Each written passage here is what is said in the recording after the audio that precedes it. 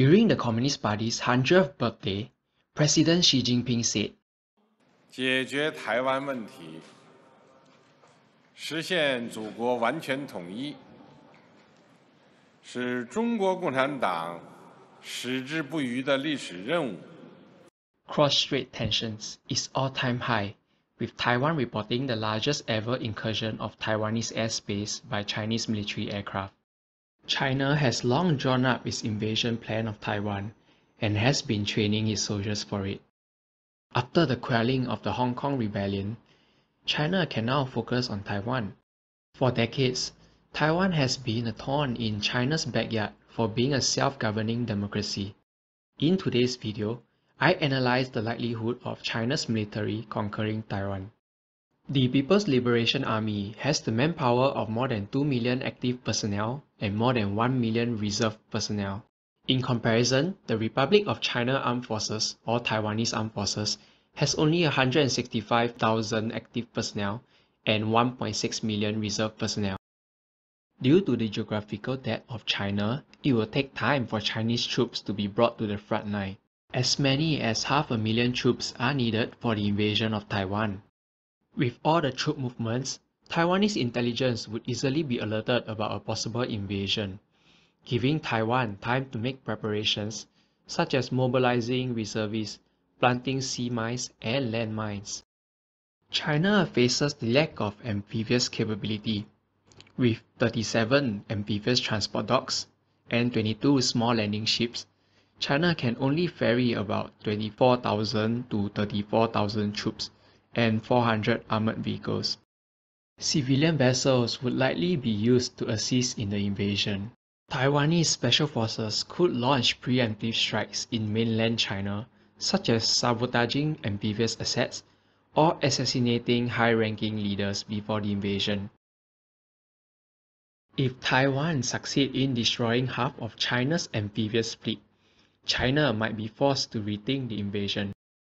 Chinese special forces may also perform strikes in Taiwan, but Taiwan is prepared and do have tough security measures. Taiwan is also protected by weather conditions. Strong winds, high sea state, and typhoons make amphibious landings difficult for the Chinese invasion force.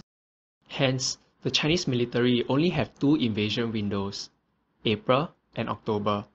Moreover, there are only a limited number of suitable landing sites for Chinese forces, such as Guanyin, Taichung, Tainan. China could also attempt to land from the east, but it would be problematic due to the mountainous terrain. During the initial phase, the PLA rocket force would first pepper Taiwan with missiles, forcing Taiwan to retaliate with its own missile attacks. Though lesser in numbers, Taiwanese missiles would still devastate the Chinese invasion force and coastal military installations.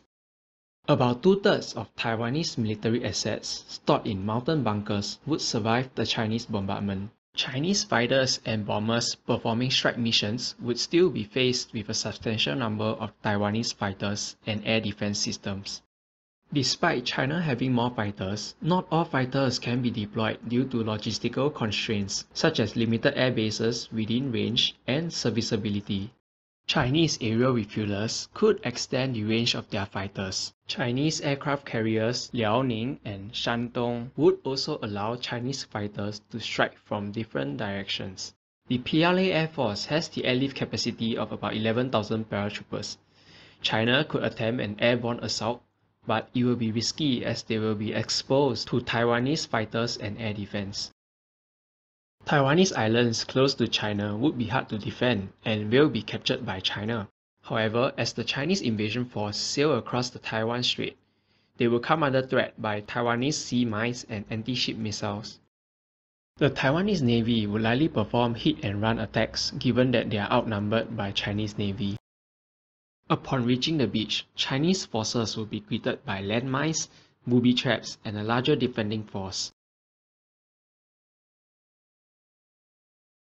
China also have to constantly reinforce and resupply its troops with logistics such as food and ammunition. And with every wave, more ships will be lost to sea mines, which means fresh troops and logistical supplies would decrease after every wave. making it harder for Chinese troops to hold their position. While Taiwanese soldiers have received training by experienced US instructors, Chinese soldiers have never seen combat since the 1979 Sino-Vietnamese War, in which China performed poorly. An invasion of Taiwan would likely be frowned upon by the international community and would have economic consequences for China such as sanctions or boycotts. With the Taiwan Relations Act and the Taipei Act, the United States is likely to come to Taiwan's defense, although it is not guaranteed. Japan's DPM Taro Aso has also voiced his commitment to defend Taiwan, saying if Taiwan falls, Okinawa will be next. The remaining two members of Quad, Australia and India, may be inclined to support US and Japan, be it militarily or economically. Besides Taiwan, China also has territorial disputes with 16 other countries: India, Nepal, Bhutan, Tajikistan, Myanmar, Laos, Vietnam, Malaysia, Indonesia, Brunei, Philippines, Japan, South Korea, North Korea, Russia, and Mongolia. Any of these countries may show support for Taiwan, but we'll never know. Russia and North Korea would see little to gain from this conflict, and it is unlikely they will support China.